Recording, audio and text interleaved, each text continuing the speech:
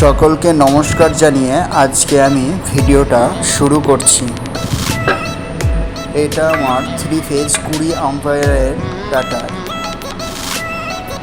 এর ভিতরের একটি নাট হারিয়ে গেছে। ইনপুট থেকে আউটপুট কোনো ভোল্টেজ দিচ্ছে না। এর মধ্যে কি কি প্রবলেম আছে সেটা আপনাদেরকে আমি পুরো ভিডিওটাতে দেখাবো ও রানিং করে দেখাবো। আপনারা ভিডিওটা স্কিপ না করে পুরো ভিডিওটা দেখবেন।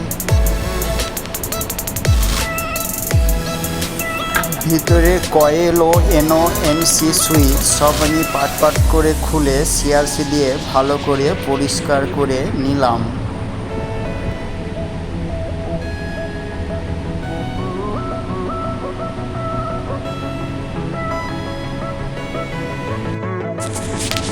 এর মধ্যে আমার কিছু ডাস্ট ও মরচে পড়ে কানেকশনগুলো আউট হয়ে গিয়েছিল, যার ফলে আউটপুট কোনো ভোল্টেজ বেরোচ্ছিল না। আমি ভালো করে পরিষ্কার করে নিলাম।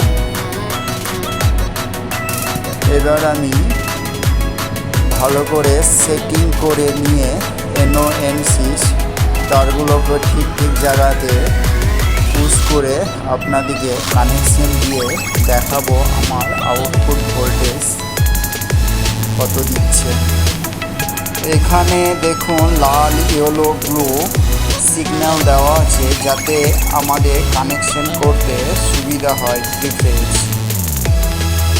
3 ফেজ কানেকশন করে আমি আপনাদেরকে আউটপুট ভোল্টেজ দেখাবো। এটা আমার ইনপুট ভোল্টেজ, আউটপুট ভোল্টেজ কত দিচ্ছে দেখুন। আউটপুট ভোল্টেজ আমার দেখুন 409-10 দিচ্ছে। স্টার্টারের কাজ আমার কমপ্লিট। তাহলে বন্ধুরা আজকের ভিডিও এখান পর্যন্তই। পরের ভিডিওয় আবার দেখা হবে।